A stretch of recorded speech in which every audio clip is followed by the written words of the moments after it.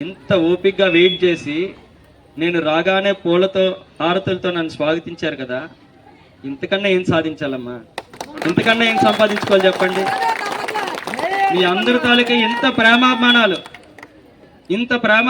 ఇంత ఆప్యాయత మీరందరూ చూపించి ఇంత ఎండల్లో నా కోసం వెయిట్ చూసారే, ఇంతకన్నా ఏం కాదు. కార్లు బంగ్లాలు ఏముందమ్మా, డబ్బు ఈ రోజు ఉంటుంది రేపు పోతుంది.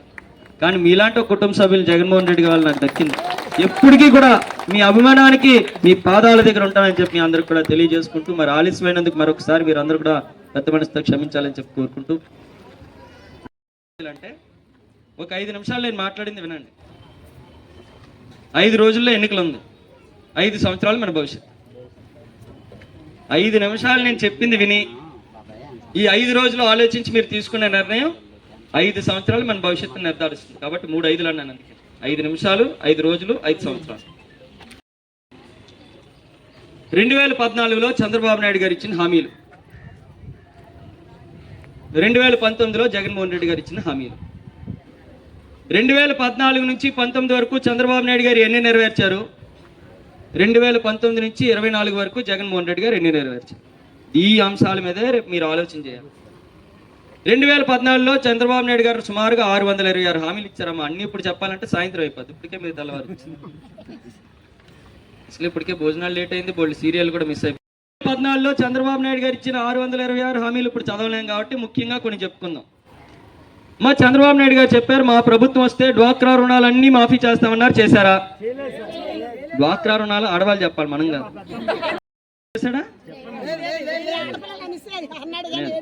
మరి ఇవాళ చంద్రబాబు నాయుడు ఏం చేశాడు అంటే, డ్వాక్రా రుణమాఫీ చేయలేదు, రైతు రుణమాఫీ చేయలేదు, 0 వడ్డీ డబ్బులు వేయలేదు, తర్వాత ఇంటికి ఒక ఉద్యోగం అన్నాడు ఇవ్వలేదు, నిరుద్యోగ వృత్తి ఇవ్వలేదు, ఆడబిడ్డకు 30,000 రూపాయలు ఇవ్వలేదు, ఏవి కూడా చేయలేదు. 3 గ్యాస్ సిలిండర్ అన్నాడు, ఏవి కూడా ఇవ్వలేదు. మరి ఇవాళ జగన్మోహన్ రెడ్డి గారి కోసం 2019లో జగన్మోహన్ రెడ్డి గారు ఏం చెప్పారు? అమ్మఒడి ఇస్తామన్నారు, ఇచ్చారా?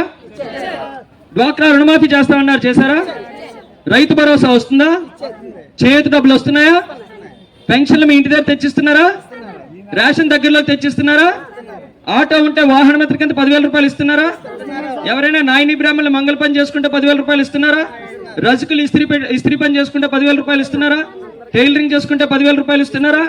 విద్యా దీవెన, వసతి దీవెన, విద్యా కానుక, గోరుముద్ద, సంపూర్ణ పోషణ, నాడు నేడు, ఇలా చెప్పుకుంటూ పోతే ఇన్ని పథకాలు జగన్మోహన్ రెడ్డి గారు చెప్పిన ప్రతిదీ చేశారు.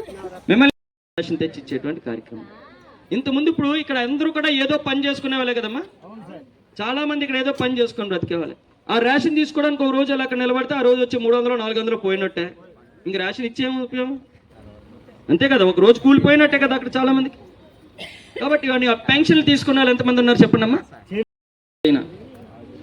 ఓకే, ఆదిరెడ్డి వాసు రాజమండ్రి నుంచి ఎమ్మెల్యేగా పోటీ చేస్తున్నాడు టీడీపీ తరఫున. నేనేమన్నాడు వినండి. ఈ రోజు నుంచి పెన్షన్స్ కానీ, నెక్స్ట్ మంత్ పెన్షన్స్ కానీ వాలంటీర్ వ్యవస్థను ఎక్కడా కూడా ఇన్వాల్వ్ చేయకూడదని చాలా క్లియర్ గైడ్ లైన్స్ ఎలక్షన్. ఎంత గొప్పగా చెప్పుకుంటున్నాడు విన్నారా? నేనే చంద్రబాబు నాయుడు దృష్టికి, లోకేష్ దృష్టికి తీసుకెళ్లాను. వాళ్ళేమో ఎలక్షన్ కమిషన్ కంప్లైంట్ ఇచ్చారు, పెన్షన్లు ఎక్కడ వాలంటీర్ ద్వారా ఇవ్వకూడదని నేనే ఆపించానని చెప్తున్నాడమ్మా. నేను చెప్పిన మాటలు కాదు, మీ ముందే వినిపించాను ఆయన మాట్లాడింది. భార్య పిల్లల్ని తీసుకొని మా ఆయన చచ్చిపోయాడు, నన్ను మాత్రం ఇక్కడ వదిలేసాడు ఈ పాకలను. అయ్యో మరి ఎలాగవ్వా అంటే, రేషన్ వాలంటీర్ తెచ్చిస్తుంది బాబు, నేను లేచి వెళ్ళాను, వాలంటీర్ తెచ్చి అందజేస్తుంది, ఆ రేషన్ ఉంటుంది, జగన్ బాబు ఇచ్చిన డబ్బుల్లోనే మందులు కూరగాయలు అవసరాలు అవి తీర్చుకుంటాను, ఓ 200 300 మాత్రం కమలుగా మీద ఓటేసి ఆశీర్వదిస్తారని చెప్పి మనస్ఫూర్తిగా కోరుకుంటాను. ఈరోజు జగన్మోహన్ రెడ్డి గారు ఎంతో బాగా మమ్మల్ని ఆదరించి 5 రోజులు కూడా, ఆ రోజు కరోనా టైంలో మాకు హోటల్స్ లేవు, అలాంటి పరిస్థితుల్లో ఇక్కడ ప్రజలందరికీ కూడా నేను ఉచితంగా మందులు ఇవ్వడం జరిగింది. ఈ రోజున ఇంపోర్టెడ్ క్యాండిడేట్ని ఎంపీగా తీసుకొచ్చారు బీజేపీ అంట. అలాంటి వ్యక్తులను నమ్మొద్దు, ఆ మేనిఫెస్టోని నమ్మొద్దు.